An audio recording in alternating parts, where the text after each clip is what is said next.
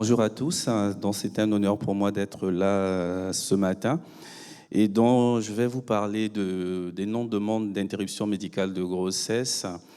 expérience de l'unité de médecine fœtale du centre hospitalier de Cayenne. Donc en introduction, je voudrais rappeler qu'en France, l'interruption médicale de grossesse reste légale, quel que soit l'âge gestationnel, s'il existe une forte probabilité que l'enfant à naître soit atteint d'une affection d'une particulière gravité reconnue comme incurable au moment du diagnostic. Et il est important de rappeler que cette IMG reste quand même une décision maternelle et qui a un impact psychologique, mais également physique et une angoisse pour le couple. Et donc, pour nous, il était important sur le territoire guyanais, qui est un territoire multiculturel marqué par une forte précarité,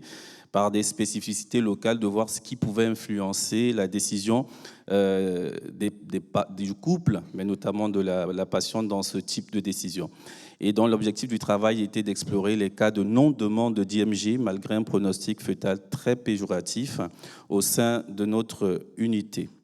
Et donc, c'est une étude descriptive d'une série de cas que nous avons pu colliger au sein de la maternité de Cayenne, qui est une maternité, la seule maternité type 3 du département. Et cette étude s'est déroulée du 1er janvier 2017 au 31 mai 2024. Nous avons dû exclure les années 2020-2021 en rapport avec la pandémie liée au Covid, où nous n'avions pas d'informations conséquentes sur les couples et dans cette indication. Et dans nos critères d'inclusion, c'était justement tous les dossiers qui ont été présentés en CPDPN pendant cette période et où l'indication d'IMG aurait été acceptable si le couple en faisait la demande, et nous avons pris tous les dossiers où la demande n'a pas été formulée par la patiente. Et donc, en termes de résultats, donc, nous avons pu colliger 7 dossiers de patientes n'ayant pas fait de demande d'IMG, bien que recevables. Et nous avons constaté sur le plan du profil que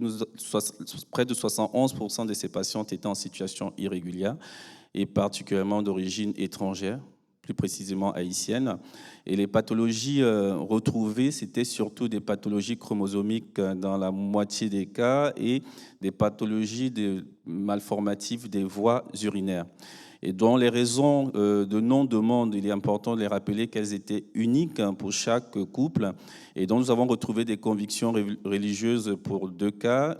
des cas d'hypofertilité pour 2 cas, un mauvais vécu d'IMG antérieur pour un couple,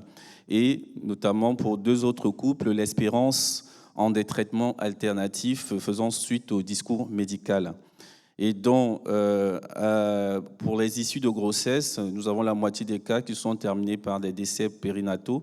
ou des morts fœtales in utero, donc confirmant bien le caractère sévère des malformations diagnostiquées en anténatale. Et dans l'autre cas, nous avons eu, la moitié des cas, nous avons eu des naissances vivantes avec des prises en charge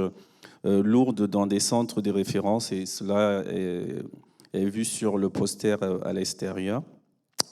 Et donc, en termes de discussion et perspective, nous, au terme de notre étude, on s'est bien rendu compte que les décisions de poursuivre une grossesse malgré un pronostic sévère reflètent, qu'on le veuille ou pas, le contexte socio-culturel unique de la Guyane, que la précarité, l'immigration, la diversité culturelle influencent les choix parentaux, et donc ces résultats soulignent quand même l'importance d'une prise en charge personnalisée pour répondre aux besoins complexes des patients dans ce contexte multiculturel. Donc nous sommes bien conscients que notre échantillonnage n'était pas suffisant pour véritablement valider ces résultats, dont il est important qu'il y ait d'autres études supplémentaires, notamment qualitatives, nécessaires pour mieux comprendre les dynamiques et surtout améliorer le soutien aux patientes et aux couples lorsqu'ils se trouvent face à ce dilemme, puisque nous imaginons toute l'espérance qui a été portée sur une grossesse, la projection, le non, et qu'en milieu de parcours, le personnel médical puisse véritablement apporter ce type de nouvelles qui a tendance à totalement désemparer les couples et les patientes. Je vous remercie.